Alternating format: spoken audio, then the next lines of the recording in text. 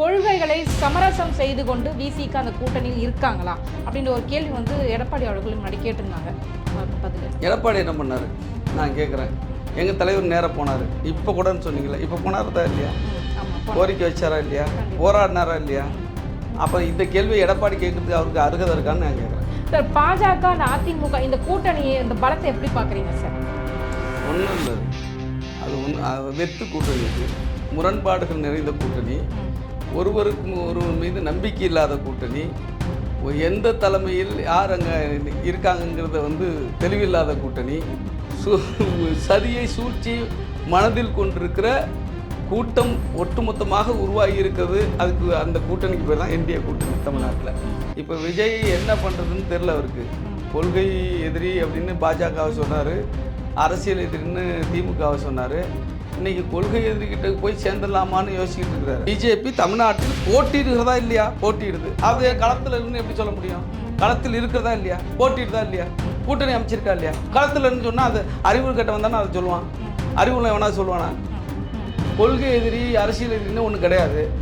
அரசியல் இல்லாமல் கொள்கை இல்லை, கொள்கை இல்லாமல் அரசியல் இல்லை. உனக்கு ரெண்டும் இல்லையா? நான் கேட்குறேன். அரசியல் இல்லாமல் கொள்கை எங்காவது இருக்கா? கொள்கை இல்லாமல் அரசியல் இருக்கா? அப்படி ஒரு வரையறையே தப்பு.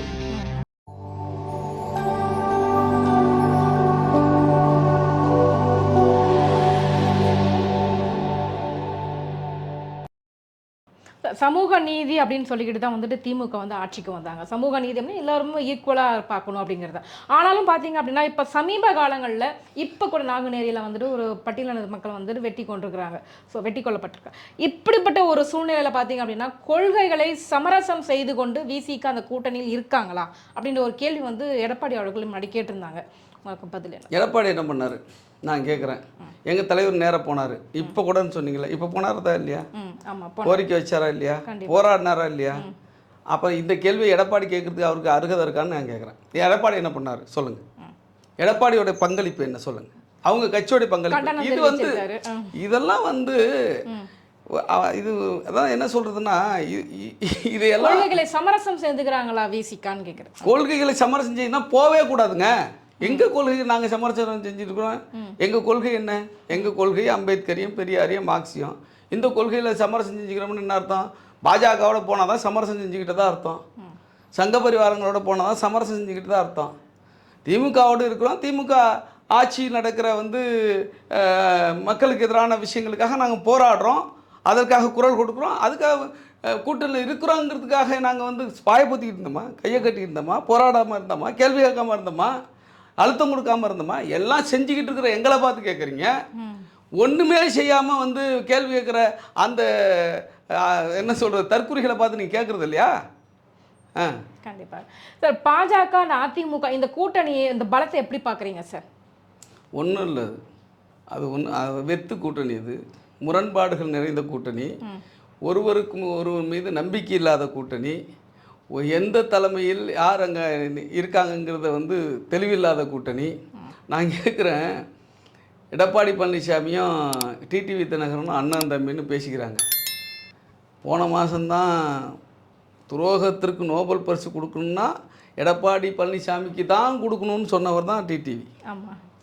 சரிதானா?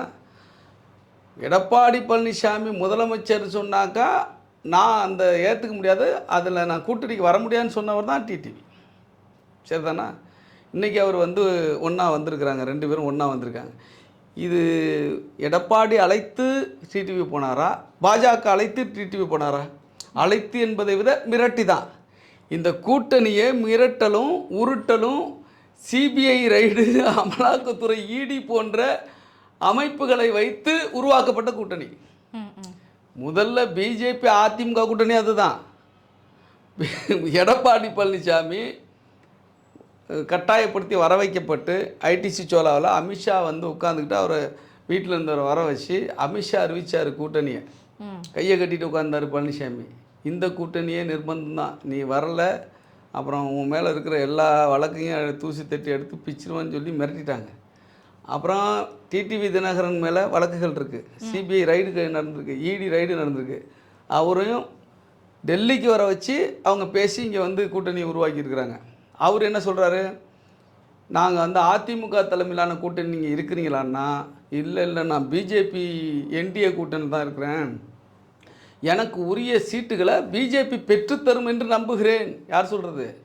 அப்போ அவர் எடப்பாடியை மனப்பூர்வமாக ஏற்றுக்கலை. எப்போ வாய்ப்பு கிடைச்சாலும் எடப்பாடியை வீழ்த்துவார், காலி பண்ணுவார். எடப்பாடியும் பதட்டத்தோடு தான் கூட இருக்கிறாரு. இதே மாதிரி பார்த்தீங்கன்னா அந்த அவர் பேர் அன்புமணி பாமக. அன்புமணி பாமகவும் என்னென்னா, அவர் வந்து ஒன்றிய சுகாதாரத்துறை அமைச்சராக இருக்கும் பொழுது அந்த மருத்துவக் கல்லூரிகளுக்கு அனுமதி கொடுக்குறப்ப ஊழல் நடந்திருக்கு. அந்த ஊழல் வழக்கு போபாலில் மத்திய பிரதேசத்தில் அந்த ஊழல் வழக்கு நிலுவையில் இருக்குது. அதை வச்சு மிரட்டி தான் இன்றைக்கி வந்து அவர் உள்ளே கொண்டு வரப்பட்டிருக்கிறாரு. சரிதானா? இப்படி நீங்கள் பார்த்தீங்கன்னா நீங்கள் எந்தெந்த கட்சின்னு சொல்லுங்கள், எல்லாத்துக்கும் சொல்கிறேன். எல்லார் மீதும் நிர்பந்தம் இருக்குது. வழக்கை வச்சு மிரட்டி தான் அந்த கூட்டணி உருவாக்கியிருக்காங்க. ஒருவரை ஒருவர் நம்புங்க இல்லை. நான் சொன்னேன் டிடிவி தினகரன் எப்படி எடப்பாடியை சொன்னார்னு, இதே அன்புமணி கூட ஒரு கவுன்சிலராக கூட லாய்க்கு இல்லாதவர் தான் எடப்பாடி பழனிசாமி சொன்னவர் தான் அன்புமணி. சரிதானா? அதனால் வந்து நம்பகத்தன்மையற்ற ஒருவரை ஒருவர் முதுகில் குத்துகிற வாய்ப்பை எதிர்பார்த்து கொண்டிருக்கிற, ஒருவரை ஒருவர் வீழ்த்துகிற சதியை சூழ்ச்சி மனதில் கொண்டிருக்கிற கூட்டம் ஒட்டுமொத்தமாக உருவாகி இருக்கிறது. அதுக்கு அந்த கூட்டணிக்கு பேர் தான் என்டிஏ கூட்டணி தமிழ்நாட்டில். அதனால் அவர்கள் வந்து மக்கள் மத்தியில் எடுபட மாட்டார்கள். ஏற்கனவே வீழ்த்தப்பட்ட கூட்டணி. ஏற்கனவே அந்த கூட்டணியில் இருந்த 2021 இருந்த கட்சிகளை வந்து வெளியேறிட்டாங்க, அவங்கள விட்டு நிறைய பேர் இல்லை. சரிதானா? அதனால் வந்து நிச்சயமாக திமுக தலைமையிலான மதசார்பற்ற முற்போக்கு கூட்டணி தான் மீண்டும் வெல்லும், ஆட்சி அமைக்கும். ஓகே, இது வந்து வெத்து கூட்டணி அப்படின்னு சொல்லிட்டீங்க. இந்த ஒரு கூட்டணியை எதிர்க்கத்தானே சார் இவ்வளவு பேரை வந்து நீங்கள் கூட்டணியில் சேர்த்துக்கிட்டு இவ்வளவு பெரிய ஒரு பலத்தோடு வந்து நீங்கள் மோதுறீங்க. அப்போ வந்து அந்த பாஜக வந்து தமிழகத்தில் எந்த அளவுக்கு டெவலப் ஆகிருக்காங்க, அவங்க கூட்டணி எவ்வளோ ஸ்ட்ராங்காக இருக்குன்னு தானே காட்டுது. அப்படி இல்லை. இந்த 5 ஆண்டு கால ஆட்சிக்கு பிறகு இந்த கூட்டணி சரியா இருக்கும் அப்படின்னு விரும்புறவங்க 20க்கும் மேற்பட்ட கட்சிகள் வந்துட்டு அதனால என்ன அவ்வளவு பலம் இவ்வளவு பேரை சேர்த்துக்கிட்டு போய் தான் அவங்க கூட மோதணுமா, இல்ல விஜய் வருகையினாலையும் கொஞ்சம் பயம் இருக்கா? விஜய் ஃபேக்டரு வந்து ஒரு 10% ஒரு வாக்குகளை பிரிப்பார், இந்த ஃபர்ஸ்ட் ஜென்ரேஷன் வாக்குகளை. அது மாதிரி ஒரு வாய்ப்பு வந்து ஏற்கனவே வரை இருந்துச்சு. இப்போ அவருடைய ஒரு தனிப்பட்ட ஒரு நடவடிக்கையால் அதுவே சிக்கலாக இருக்குது இப்போ அவருக்கு. இப்போ விஜய் என்ன பண்ணுறதுன்னு தெரில அவருக்கு. கொள்கை எதிரி அப்படின்னு பாஜகவை சொன்னார், அரசியல் எதிரின்னு திமுகவை சொன்னார்.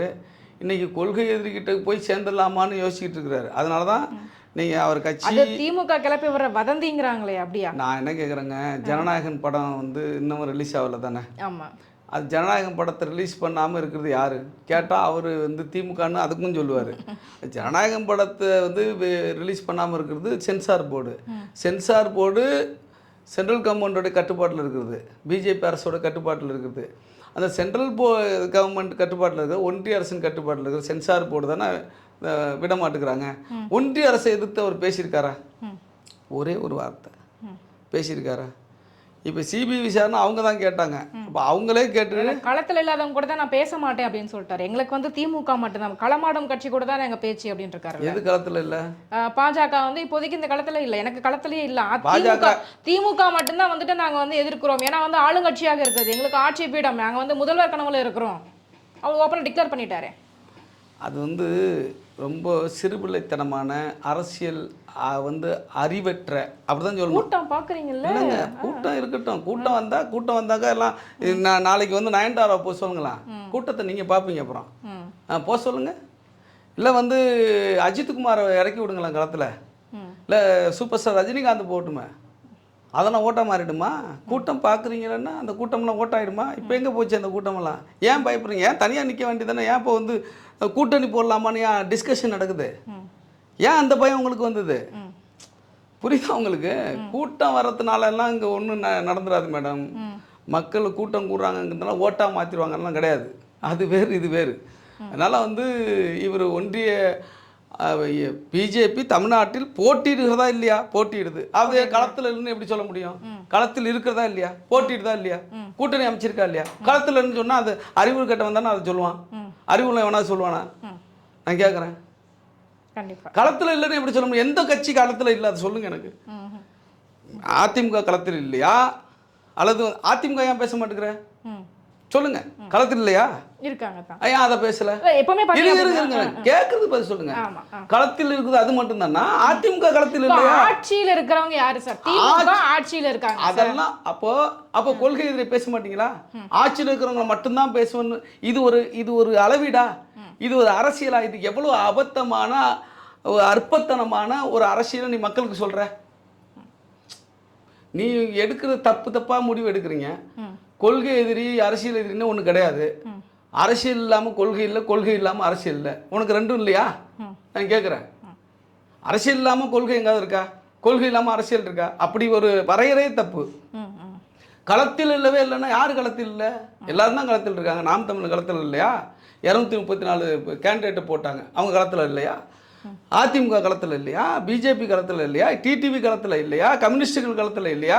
இந்த பக்கம் விட்டுருங்க, அவங்க அந்த பக்கம் தானே கேட்குறாங்க. யாரு களத்தில் இல்லை? எல்லாம் களத்தில் இருக்கிறாங்க. நீ மட்டும்தான் களத்தில். நீ இதுவரை களத்துக்கே வந்தது கிடையாது. களத்தை கண்டு ஓடினாலும் 2024 முன்னாடி கட்சி ஆரம்பிச்சு 2024 தேர்தலுக்கு நீ ஏன் வரல? ஏன் உன் கருத்தை சொல்லலை? நீயே ஏற்கனவே வந்து களம்னா என்னன்னு தெரியாதாலும், அரசியல்னா என்னன்னு தெரியாதாலும் நீ சொல்ற அதை வந்து நீங்க கேள்வியை கேட்குறீங்க பாருங்க. உங்களுக்கு நான் என்ன சொல்றது? இல்ல எப்பவுமே அஜெண்டா ஒண்ணு எப்பவுமே பாத்தீங்கன்னா இல்ல சார், திமுக அதிமுக அப்படிங்கிறது தான் தமிழகத்துல வந்து எப்பவுமே ஒரு போட்டியாகவே இருந்தது சட்டசபையில. ஆனா இப்போ அவர் எப்படி உருவாக்கி வச்சிருக்காரு? திமுக வெர்சஸ் தாவேகா. அப்படியெல்லாம் ஒண்ணும் இல்லைங்க, கற்பனைங்க. யார் வேணுமாலும் சொல்லிட்டு போறாங்க. அதிமுக 3வது இடத்துக்கு கூட போகும், தாவேகா வந்துரும். இது நான் உங்களை கேட்குறேன், இது நிதர்சனமா? நான் கேட்குறேன் உங்களை, இது நிதர்சனமா? இங்கே போட்டி வந்து களம் வந்து திமுக கூட்டணி அதிமுக கூட்டணி தான் களம். தாவேக்காவுக்கு இங்கே வேலை கிடையாது. அவங்க 4வது இடத்துக்கு கூட தள்ளப்படலாம், 3வது இடத்துக்கு நாம் தமிழர் கூட வரலாம். இன்றைக்கி வந்து விஜயோடைய இமேஜே டேமேஜ் ஆகி கிடக்கு. மக்கள்லாம் வெறுக்க ஆரம்பிச்சிட்டாங்க. இப்போ என்ன முடிவு எடுக்குன்னு அவருக்கு ஒன்றுமே புரியல. இப்போ தத்தளிச்சு நிற்கிறாரு. அப்படி இருக்கிறப்போ சும்மா வாய்ச்சவாடை அடிச்சு அது வந்து உருவாக்க முடியுமா? பர்சனல் லைஃபை வந்துட்டு அரசியல் களத்தை பாதிக்கும் எப்படி சார் சொல்ல முடியும்?